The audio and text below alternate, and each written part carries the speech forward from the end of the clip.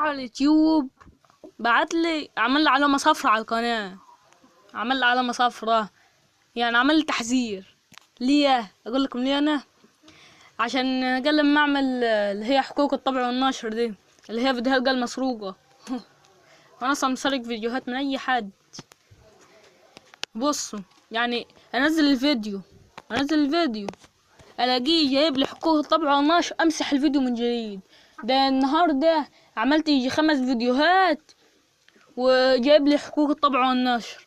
اروح ابص على بتاع القناة الاقيه جايب لي علامة صفرا، قاعد لي تحذيرين. لو اتعملوا التحذيرين دول القناة هتتمسح. وانا لقاها منكم ولا لقاها من اليوتيوب ولا لقاها من نفسي ولا لقاها من الفيديوهات؟ اعمل ايه انا تاني؟ والله تعبت يا جماعة، اقسم بالله تعبت. انا مش عارفه اعمل ايه تاني يا جماعة تاني. والله تعبت اقسم بالله. القاها من اليوتيوب ولا لقاها منكم اللي كل يوم تنقصوا؟ يا لهوي، كل يوم الاقيكم نقصتوا 1 2 3 4 5. نفسي يا جماعة اوصل ابقى 50 مشترك. انتوا وصلونا عشان اعمل لكم بثات مباشرة وندردش مع بعض، فحاولوا توصلوني 50 مشترك.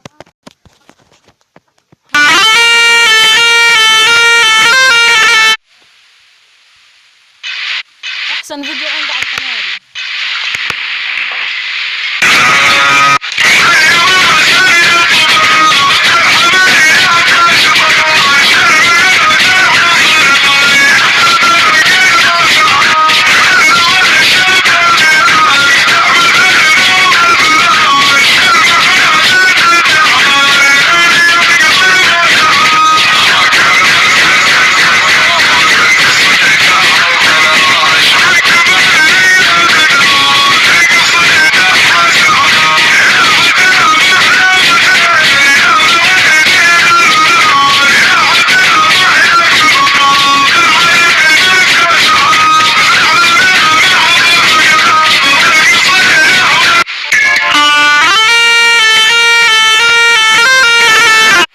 دويتي احسن فيديو عندي على القناة، وانا قلت لو نزلت الفيديو ده يشتركوا في قناتي. ده قلت ممكن يجيب دويتي اكتر عدد من لايكات، الاقيه جايب لي 3. يعني الفيديوهات الوحشة اللي انا بعملها اللي هي مش حلوة قوي تجيب 5 10. اعمل فيديوهات حلوة زي ده اللي انا وريتهولكم ده، ها، يجيب لي 3 لايك بس. يا جماعة حرام عليكم، وابقى 36. ده انا بص كنت قاعد بصيت على القناة الاقيكم 36. اطلع برا اروح حتة واجي ابص على القناة تاني الاقيكم 35. والله حرام عليكم. لا تعبت قوي والله تعبت. وكمان اليوتيوب اداني علامة صفرة والواحد مش ناقص اقسم بالله.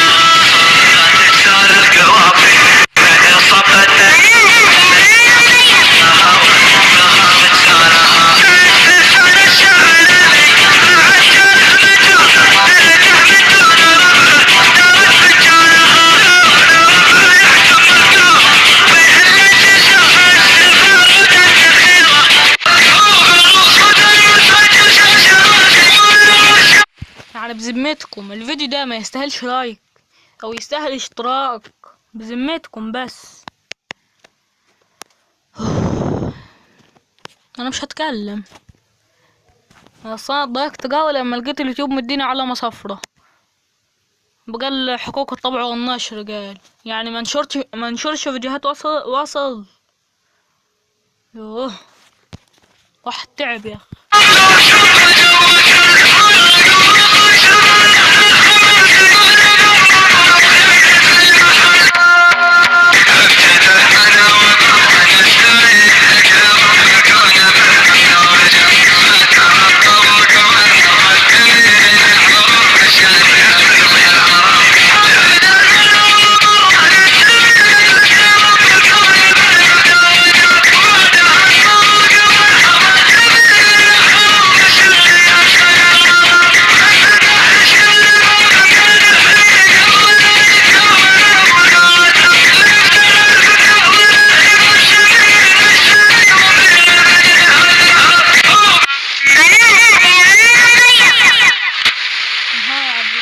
ما يستاهلش لايك.